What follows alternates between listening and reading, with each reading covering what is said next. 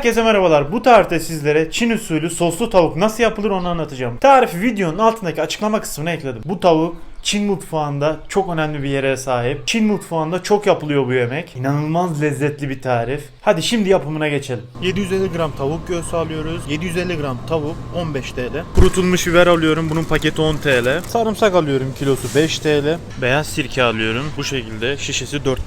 Soya sosu alıyorum. Şişesi 14.90. Üzüm sirkesi alıyorum. Fiyatı 2.97. Mısır nişastasının paketi 1.85. Bundan bir paket alıyorum. Sıvı yağ alıyorum. Litresi 12.35. Bir paket susam alıyorum. 2.35 fiyatı. 225 gramlık bal alıyoruz. Fiyatı 15.90. Tüm alışverişi yaptım. Tüm fiyat bilgilendirmesini de yaptım. Şimdi tarifi yapmaya geçebiliriz. 750 gram tavuk göğsü aldım. Bunu kuşbaşı şeklinde doğruyorum. Önce uzun şeritler halinde kestim.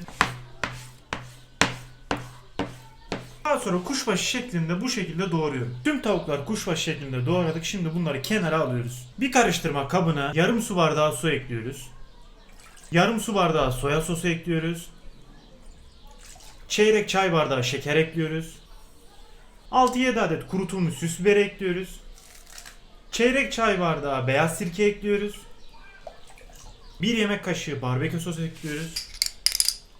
1 yemek kaşığı bal ekliyoruz. Karabiber ekliyoruz.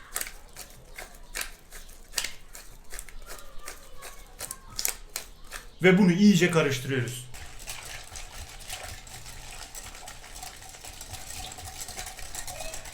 Ve bu sosu bir kenara alıyoruz.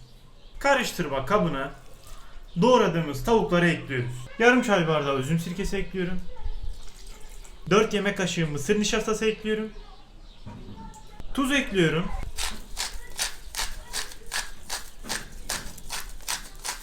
Bir adet yumurta ekliyorum. Ve bunu iyice karıştırıyorum.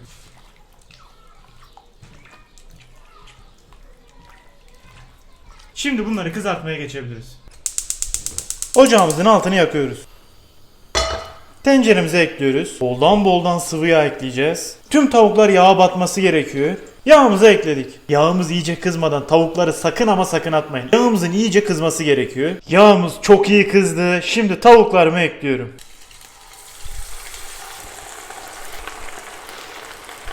Tavuklarımız çıtır çıtır oldu. Altın sarısı rengini aldıktan sonra ben bunları tavadan alacağım. Tavuklarımız pişti. Şimdi bunları çıkarıyoruz. Hepsini çıkarıyoruz.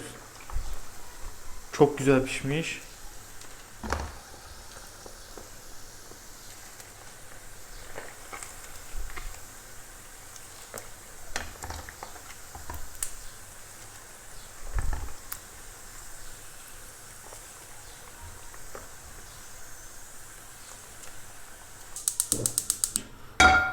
Kızarttığımız tavukları tavamıza ekliyoruz.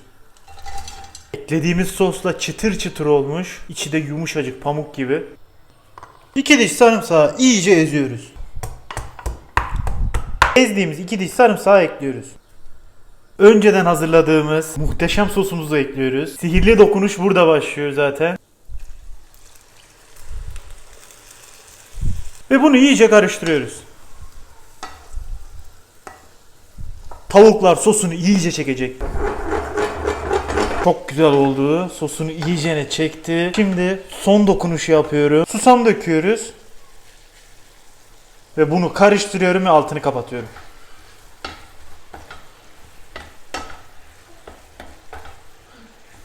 Tavuğumuzu şimdi servisini yapacağımız tabağa ekliyoruz.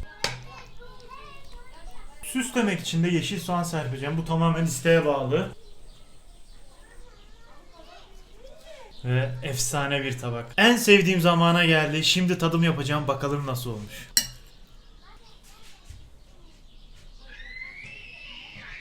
Çok güzel gözüküyor. Şimdi bakıyorum tadı nasıl olmuş. Bu Çinliler gerçekten ağızlarının tadını biliyor. Muhteşem bir şeymiş ya bu. Hiç beklemiyordum böyle bir lezzetle karşılaşacağımı. Bu kadar güzel olacağını tahmin etmiyordum gerçekten. Çok iyi olmuş ya. Bence bu tarifi ilk fırsatta deneyin. Herkese afiyet olsun. Videomuzu beğenip kanalımıza abone olmayı unutmayın. Bir sonraki videoda görüşmek üzere arkadaşlar. Hoşça kalın.